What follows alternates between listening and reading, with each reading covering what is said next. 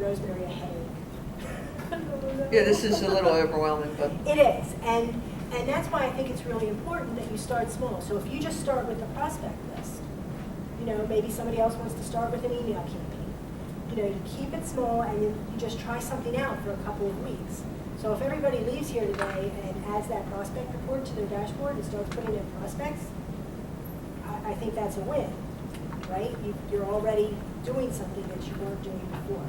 And as you're adding those notes, you're going to start thinking, oh, I wish it would do this, or I wish it would do that. And that's when we want you to call us to help you figure it out, how to do it. So is there anything that you guys are trying to do today that you think the system should be able to help you with, or you're not sure if the system can help you with, that we can answer? I have a question. And we just discussed this before you started your presentation. Is how do we share that? I mean, you say that sharing database with your team. So most of us work in teams, and a lot of us, some of us have assistants, some of us don't. So I have an assistant and I have a team. So how do I share my smart office with? It depends on how you want to manage that team. So is this team permanent, or is it more fluid? How many of your clients do you want to share with that team? Is it all of them, or is it just a handful? Because there's different ways of going about it. Well, the other thing is, my main thing is really not, I want to share, but also is adding the data. Like I, as an advisor, really don't want to sit in the office and add all the data. I mean, I can do some of it and fine tune the data once it's in there. But like say you have an assistant, how do they have access to, what's the process of giving them access to add the data? Like taking a file and going into my smart office and adding that client in there. For your assistant to get access, or?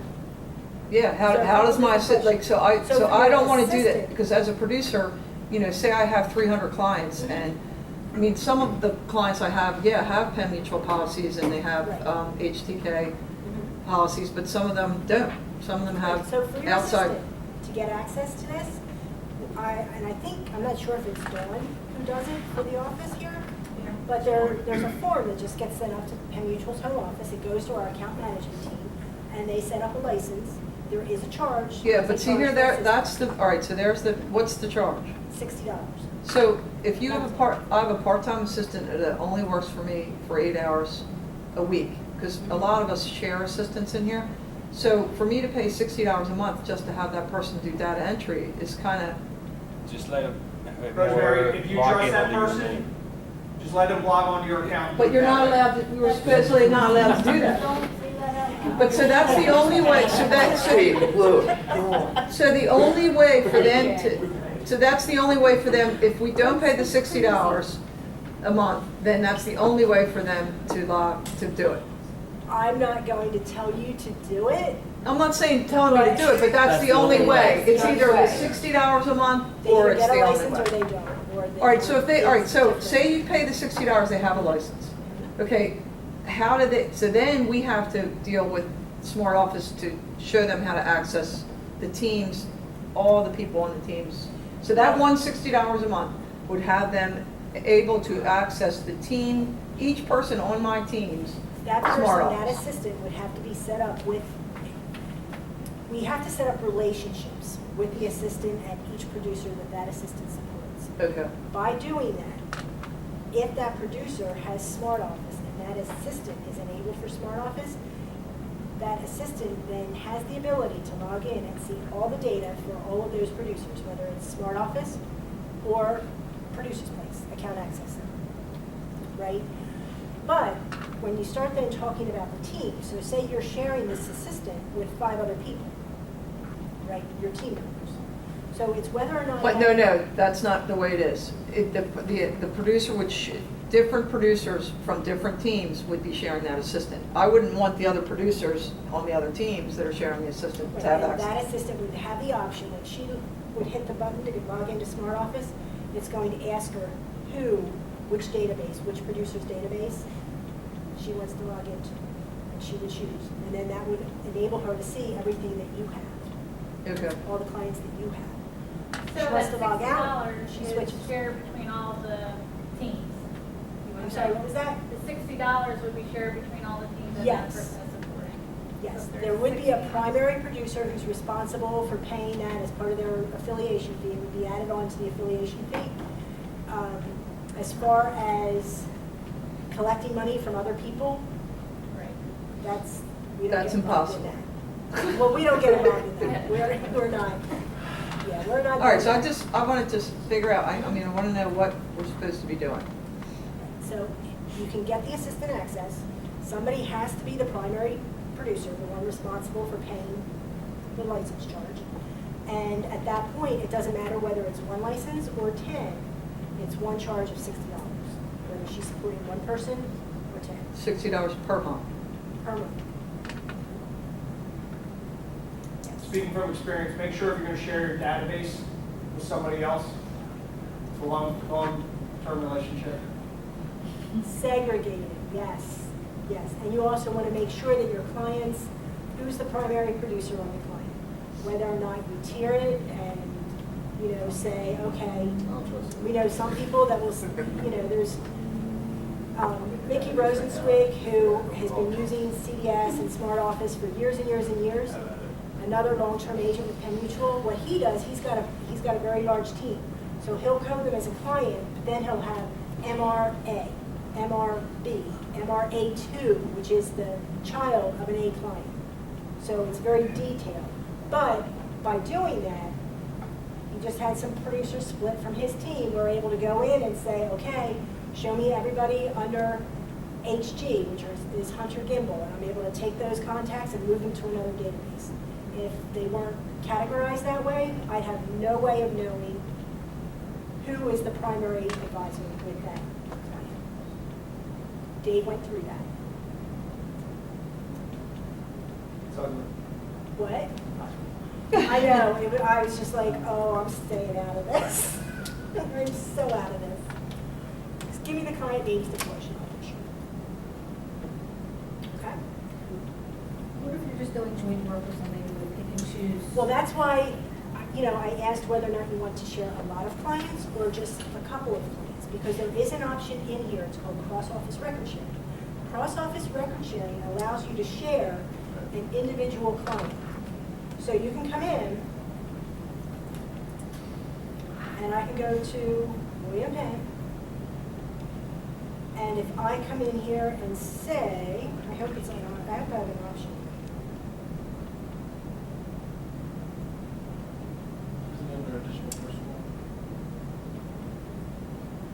No, there's an option that says share record with another client. Sandy, am I missing it, or I not have it turned on? You might not have to know. So it should be right in here. So there's just a button that you hit that says share client with another office. So you might just go in another office, but you need to know who you're sharing with and their office name. Now the office name you would see up in here. So most of you, if you've got an individual smart office, it's your LAN ID, your producer's place ID. So like this, it would be Jay Horner. And then Jay Horner would be the username as well. So if you want to share clients with someone, we can show you how to do it. It actually does, it is pretty simple. Are you sharing? I do joint work, but I haven't shared, we're not sharing any records. You're not? Not that I know of. I thought you were. I might not know it. They might be sharing with you and you're like, wow, what is that? Okay. So there is the ability to do the cross-office record sharing. Okay, and I don't have it turned on here, but it is turned on by default in all of your databases. So you can do it. Any other questions? Jonathan? If you're writing a letter in the admin area, can you show on your letter how to use to get like Mr. and Mrs.? Oh, okay. So what you would do is you would come in under the setup, and there's what's called template administration. I haven't done this for a long time, so do the template administration, and I'm just going to do an open search. Gives me all the labels, all the letters that exist now, but I can add a new one. So I want to add a new letter, and I'm going to start from scratch. Now, if I have a letter in Word already that I want to pull in, I can, but I'll just start from scratch, and I'm going to say I want to create a letter. I'm just going to pull this up. Maybe I'll do it in production. This is why we don't use this stuff, because you know how to get around that, but if that came up when I was in my office, I would shut This the whole wouldn't thing come up. down and leave. The reason that. So, and that's I'm in why, a training environment, and so, I'm that's in a why. training environment, and there are certain, what we call utilities and integrations that need to be set up, and they're not set up for the training. So, Okay, so that won't I happen to us, swear. ever. I'm not gonna say ever, because you know I'm lying. You probably want to import it so that it's an approved letter. Yes. Good point. You want an approved letter. Yeah. Website producers, please upload it here. I can't, but I'm not doing that. I'm just gonna. Well, she's gonna show us create a new one from scratch. All functions. So, I was just wondering where the letters come from. Yeah, because you know, those little things. Yeah. Oh, I know. You're so cute.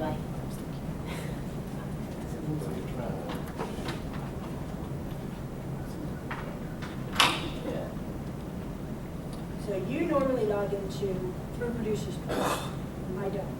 So I have this direct login.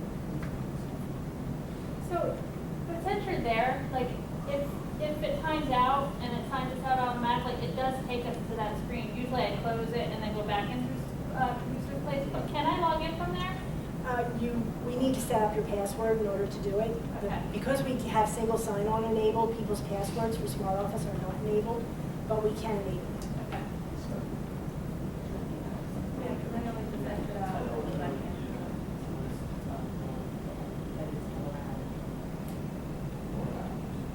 Yeah, everywhere I'm logged out.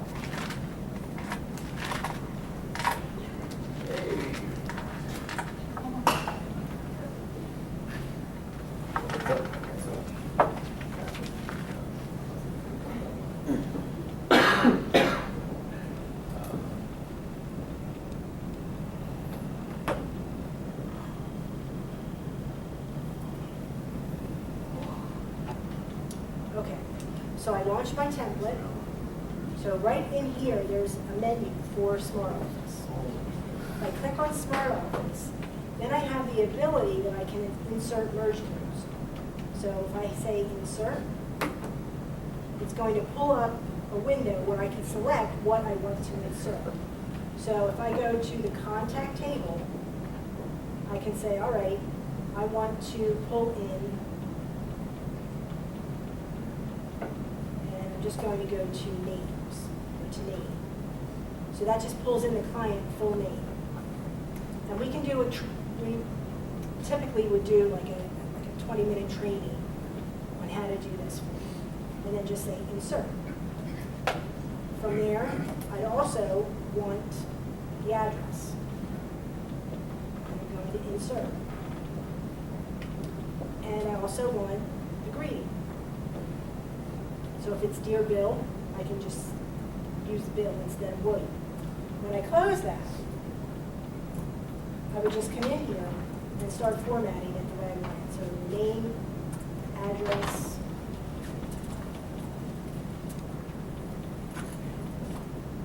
and then I could just start typing my letter. And I would put a date, so the merge codes. I would just scroll down to the date option.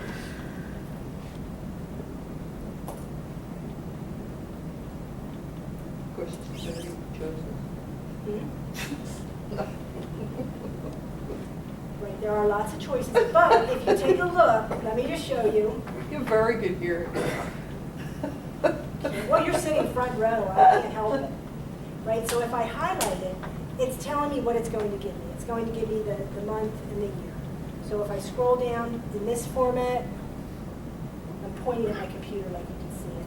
So that's the format that you'll see on the left. So it does give you a little bit of a clue. So the date without the year. this includes the time.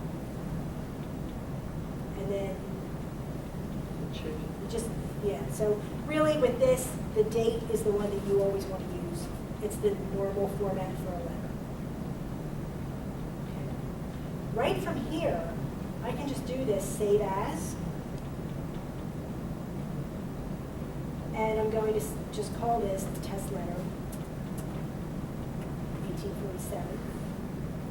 If this is something that's going to be set up for an email, I can put a default email subject in there so that way, now I wouldn't have the address and everything like that in there because then it looks like a form letter for an email.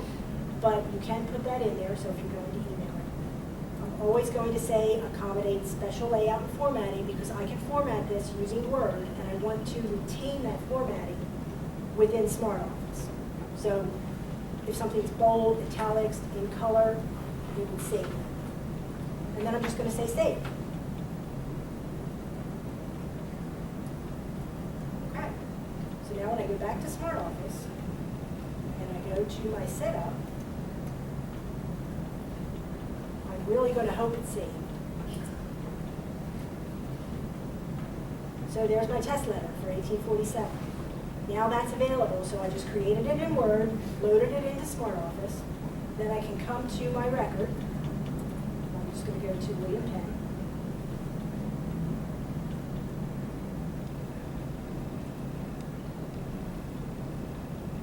And remember, it looks different because I went into production and I just happen to have William Penn loaded in our home office database.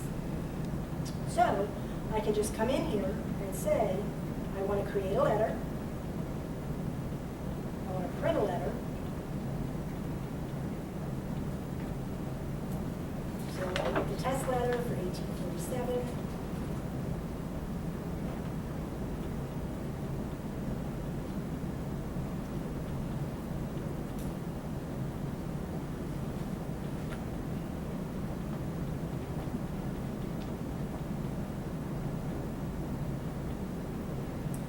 And there's what I have loaded.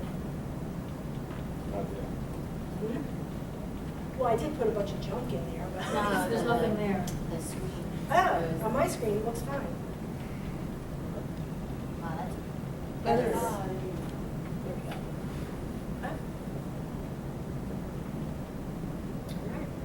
So then you can send it out to one person, you can send it out to 100.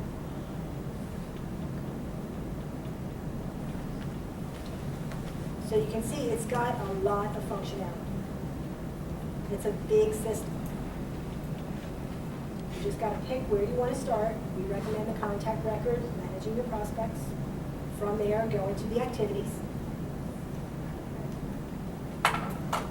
Basic things that you can do are the emailing right from the system, making sure that you track your SmartPad notes, client notes. Anybody who wants SmartOffice Anywhere so that you can get this on your phone. Some people find that easier than using a computer. I'm not one of them, but some people do. You know, that little microphone on the keyboard works great. So any questions?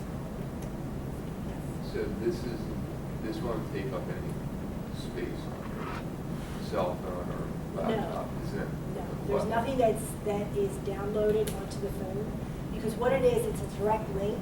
I mean, we can walk you through putting like a little shortcut on your phone. It's not an app.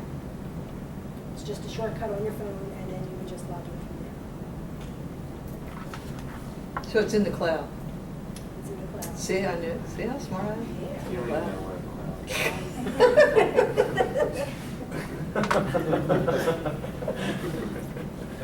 Okay? I'll just ignore that comment. All right. How secure is it?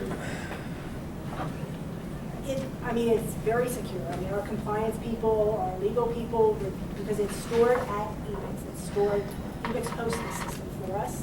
It's not on the Penn Mutual server, so it's in a security center that is contracted through Ebix. There's all sorts of regulations and things like that that we need to go through in order to ensure the proper security. I don't know all the details of it, but it's like Fort Knox. They've, Hope so.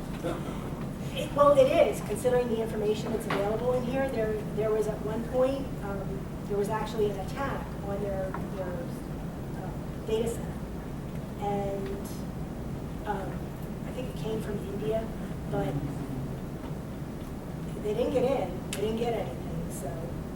And they were able to, based on what they do, I don't know the details of it, but they were able to find who did it. They found the source, they found the hacker. Thank you. Anybody have any questions?